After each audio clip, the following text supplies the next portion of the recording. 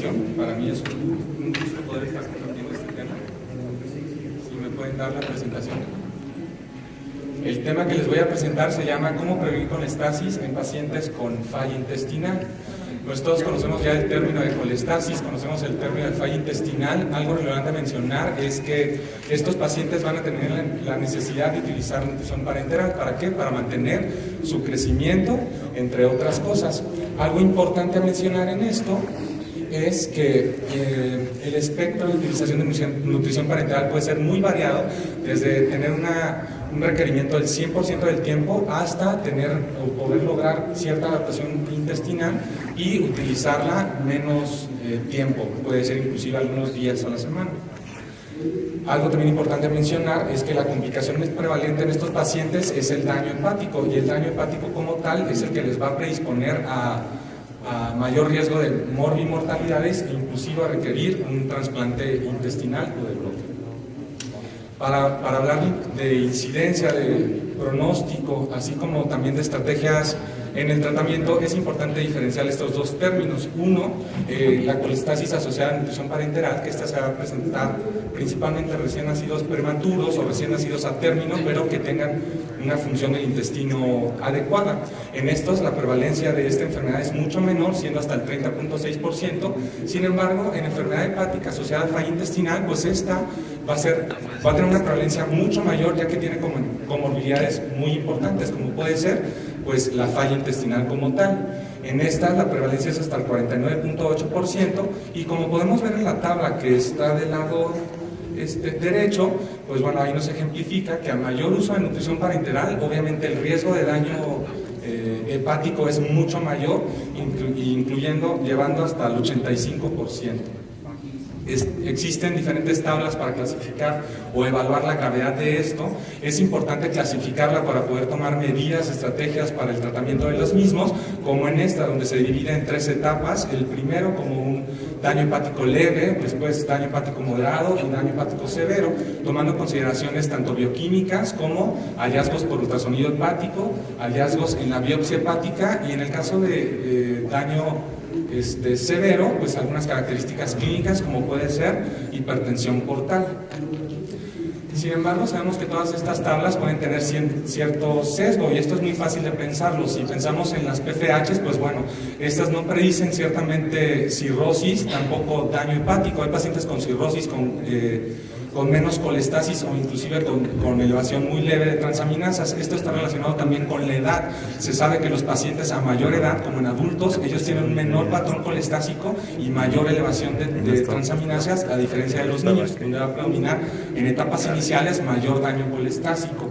Algo importante también a mencionar con el desarrollo, la característica clínica de la tabla que veíamos en la etapa severa, con el sangrado varicial o el desarrollo de varices esofágicas. Esto pues también puede ser una complicación ya muy tardía, entonces cuando se presente ya va a ser una etapa mucho más avanzada, y hay que tener en consideración que en los pacientes con un síndrome de intestino corto, el flujo esplénico pues va a estar disminuido, y el riesgo de desarrollar varices esofágicas va a ser mucho menor. Por lo general estos pacientes tienen red venosa colateral o desarrollo de varices, pero intraabdominales.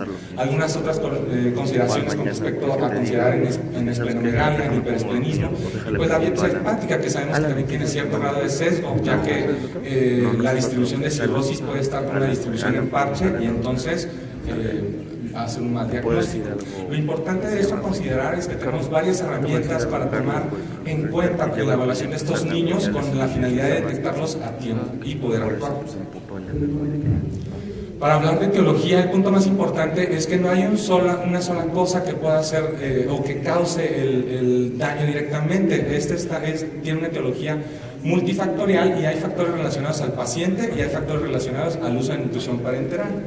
Viendo los factores relacionados al paciente, pues bueno, hay varios. El más importante, considero yo, es el ayuno prolongado. Sabemos que la estrategia que tiene más relevancia en el manejo de pacientes con falla intestinal es dar estímulo enteral para lograr una adaptación intestinal, que esto, al final de cuentas, va a ser el pronóstico.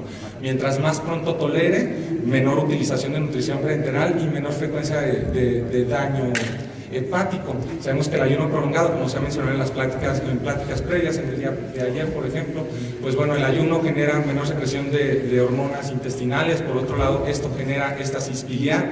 El éstasis biliar, pues una disminución en la circulación intrahepática. Por otro lado, pues sabemos el riesgo de desarrollo de lodo o de litiasis biliar.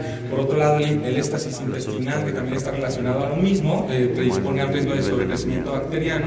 Y un factor muy importante es que el ayuno prolongado va a producir atrofia intestinal, y esta atrofia pues va a ser una disminución también de la superficie del intestino y generar mucha mayor malabsorción. Entonces la estrategia más importante sería iniciar alimentación enteral lo más temprano posible, y es mejor tener una alimentación trófica en un rango pues muy bajo a tener un paciente en ayuno.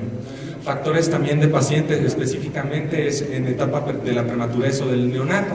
Sabemos que ellos por su misma prematurez, inmadurez, pues tienen una secreción de bilis inmadura.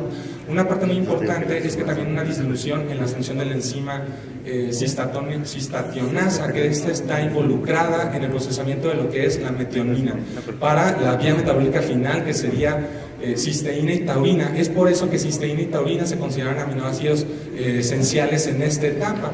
Algo importante a esto es que se ha relacionado que carencias de taurina, daño hepático, y por otro lado los precursores como es la metionina y puede ser otro aminoácido como es la fenilalanina, estos generan un daño hepático directo al canal hípico. Algunos otros factores que bien conocemos en síndrome, específicos de síndrome intestino corto, como puede ser la longitud. A menor longitud del intestino, mayor utilización de nutrición parenteral y por lo tanto mayor riesgo de producir un daño hepático secundario. La porción resecada también sabemos que es muy importante. Si se reseca el hígado, pues mayor malabsorción de grasas, de vitaminas liposolubles. El colon, su rol con la absorción de líquidos. Es muy importante pues que los pacientes tengan colon en continuidad, que se realice una cirugía temprana de conexión para que el estímulo trófico sea en todo el intestino y no solamente en la parte superior y la otra parte que es inutilizarse. La importancia de la válvula ileocecal con el riesgo de desarrollo de síndrome, de sobrecrecimiento bacteriano, así como la regulación que tiene el tránsito intestinal y algunas otras alteraciones que pueden tener estos pacientes con respecto a motilidad, que podría generar intolerancia a la vía oral o también riesgo de sobrecrecimiento bacteriano. El daño que puede ejercer el sobrecrecimiento bacteriano en el intestino, bueno, no nada más es a nivel intestinal, como puede ser también a nivel sistémica y hepático. A nivel intestinal, pues generando inflamación crónica, daño directo a la mucosa, mayor riesgo de malabsorción. A nivel sistémico, con el desarrollo de sepsis o infecciones o colonización de catéter. A nivel hepático, pues sabemos que la capa de las bacterias tienen lipopolisacáridos y estos tienen un efecto directo a daño canalítico. Un factor que es muy importante en estos pacientes y que más adelante se va a abordar de una manera más extensa es el desarrollo de sepsis. Sabemos que sepsis se considera un factor de riesgo independiente. Esto se ha visto de acuerdo a estudios que mayor de 3 eventos seguro hay daño hepático. El principal riesgo de desarrollo de sepsis en estos pacientes va relacionado al uso de catéter venoso central y pues se ha visto que cada episodio de sepsis incrementa el riesgo de 3.0 veces más de elevar la bilirrubina más allá de 5.9. Y por otro lado, cada evento de sepsis por catéter venoso central incrementa la bilirrubina con respecto a la basal un 30% más. De acuerdo a estudios también se ha visto que una vez que se empieza a elevar, también en el seguimiento es mucho más difícil que disminuya. Ahora pasando a la otra parte, los factores que van relacionados a la utilización de nutrición parenteral, es importante primero mencionar que todos los componentes de la nutrición parenteral pueden ejercer un daño en el hígado, tanto los macronutrientes y los micronutrientes. Con respecto a los macronutrientes, empezando con los hidratos de carbono, pues bueno, estos generan hiperinsulinismo y esto puede generar síntesis de ácidos grasos, induce la lipogénesis hepática y al final de cuentas llevar al desarrollo de esteatosis hepática. Las recomendaciones con respecto al uso de carbohidratos serían pues siempre utilizar una nutrición parenteral balanceada, no hiperalimentar. Esto es algo muy importante, ¿no? Utilizar siempre el aporte calórico de acuerdo a los requerimientos de cada paciente, ser individualizar, evitar además una tasa elevada de difusión de glucosa y por otro lado monitorizar siempre la glucosa sérica y también la urinaria para en caso de encontrar alteraciones pues poder actuar. Si hablamos con respecto a los aminoácidos, ya mencioné la importancia de la metionina, entonces tenemos que diferenciar o tener en consideración dos cosas importantes, como podemos ver en la tabla del lado izquierdo, en donde se comparan los dos tipos de aminogramas que existen en las soluciones de aminoácidos para nutrición parenteral. Y la gran diferencia es que algunos están derivados o son semejantes al aminograma de cordón umbilical y algunos otros son semejantes al aminograma de la leche humana. Las grandes diferencias entre estos dos, uno es que en los de cordón umbilical, de aminograma de cordón umbilical, tiene una menor proporción de metionina y fenilalanina, que podría ser algo benéfico, y por otro lado, otro beneficio es que tienen aporte de cisteína y tienen aporte de taurina, a diferencia de los que son de aminograma de leche humana, en donde tiene una menor proporción de taurina, como podemos ver en esta parte, ¿no? Y menor proporción de cisteína. La recomendación con respecto al uso de aminoácidos entonces sería usar soluciones de aminoácidos para uso exclusivo en pediatría, evitar el exceso de aporte de los mismos. Hay estudios que se han hecho con respecto a dar un aporte elevado y un aporte bajo, y realmente lo que se ha encontrado que puede ir en relación al uso de aminoácidos con alta cantidad de metionina. Por otro lado, pues bueno, siempre hay que monitorizar también un aporte excesivo de aminoácidos, y esto puede ser pues midiendo el perfil de aminoácidos a nivel sérico, con la creatinina, con el BUN, con presencia de acidosis metabólica, entre otros. Como podemos ver en esta tabla, en donde se compararon pacientes que utilizaban aminoácidos con suplemento de taurina y otro grupo de pacientes que estaban suplementados, o más bien que no estaban suplementados, pues bueno, una relación con respecto al desarrollo de colestasis. La taurina es importante entonces para la formación de ácidos biliares, también tiene potencial antioxidante e antiinflamatorio. Otra parte importante, que bueno, que sé que la colina no es un aminoácido, es una amina cuaternaria. Esta también se deriva de la metionina y por otro lado la serina. Se ha visto que los pacientes, tanto niños como adultos, están carentes en colina a nivel sérico, y esto en adultos se ha comprobado que se relaciona con el desarrollo de estatosis hepática y por otro lado de elevación de transaminasas, y también su suplementación intravenosa puede tener un resultado a favor de disminuir algunas transaminasas, así como de revertir la esteatosis. Pasando a otra parte, que es las soluciones lipídicas, sabemos todo esto va en relación al aporte o al uso de emulsiones lipídicas que tenga omega 6. Como sabemos, el omega 6 va a inducir un estrés oxidativo mayor a diferencia de otros lípidos. ¿Por qué? Porque estos van a ser precursores de ácido araquidónico, el cual va a producir inflamación directamente en el hígado. Por otro lado, sabemos que el aporte que pueden tener este tipo de soluciones lipídicas con respecto a los fitoesteroles va a ser mucho mayor a diferencia de otras soluciones lipídicas. También es importante mencionar que dentro de la oxidación de los lípidos, estas porciones que no son metabolizadas se van depositando en el sistema retículo endotelial, y que a mayor uso de nutrición parenteral o a través del tiempo podrían desencadenar una activación de este sistema. Otra parte muy importante es la presencia de alfa-tocoferol en las soluciones lipídicas, en donde sabemos que esta tiene una capacidad antioxidante muy importante.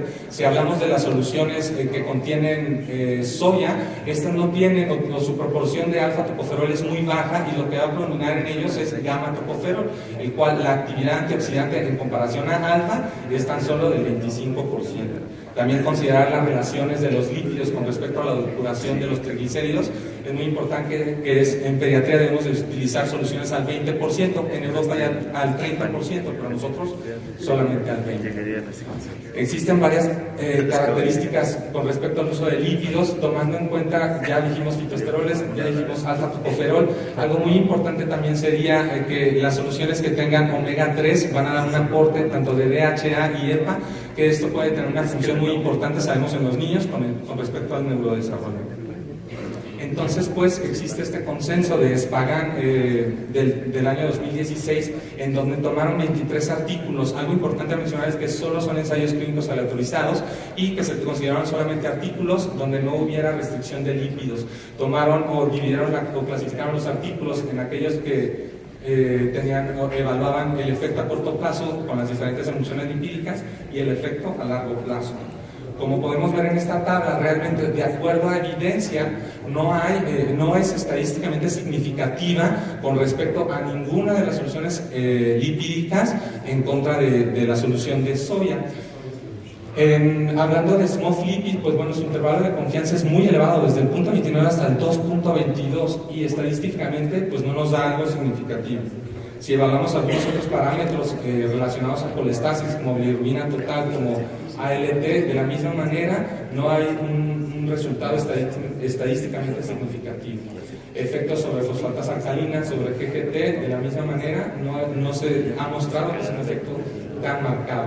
Algo importante también, se ha visto en estudios que la utilización de aceites de soya también puede tener un factor predisponente al desarrollo de éstasis biliar y de colestasis. Esto mismo por la presencia de fitoesteroles. Mencionando otra parte importante de los lípidos que hay acerca de la restricción de los mismos. Hay dos maneras de realizar restricción de lípidos en los pacientes. Una, con la utilización de emulsiones con combinación de lípidos que tengan un menor aporte de omega 6 o de soya, y por otro lado, reduciendo la dosis de lípidos a bases de soya. Las consideraciones al respecto de la restitución de lípidos se menciona que, bueno, podemos comprometer el aporte calórico, por otro lado podremos generar deficiencia de ácidos grasos esenciales, y por otro lado no sabemos qué rol pueda tener en el desarrollo neurológico de los pacientes a largo plazo. Para esto hay dos partes muy importantes que les voy a mencionar. Si evaluamos artículos que mencionan su efecto en la prevención de colestasis en un periodo de corto plazo, esto es en un periodo de 28 días, no se ha mostrado realmente algo significativo, tanto en artículos randomizados como en artículos retrospectivos. Pero donde sí se ha visto que tienen un efecto significativo es en el ámbito terapéutico. Entonces, no hacer restricción de lípidos inicialmente en un paciente, pero sí en aquellos que puedan tener colestasis, sí se ha visto que puede disminuir los parámetros de colestasis. Ahora, algunas otras consideraciones que tenemos que tener entonces con el uso de emulsiones lipídicas sería que las nuevas emulsiones lipídicas pues, van a tener un menor aporte de omega 6. Hay evidencias que SMOF lipid contribuye a una disminución de colestasis, esto principalmente a largo plazo, pero hay que tener algunas consideraciones especiales, como puede ser al respecto de SMOF lipid, es que tienen un efecto antioxidante mucho mayor aporte de alfa-tocoferol, aporte de ácidos grasos de cadena larga y menor aporte de fitoesteroles.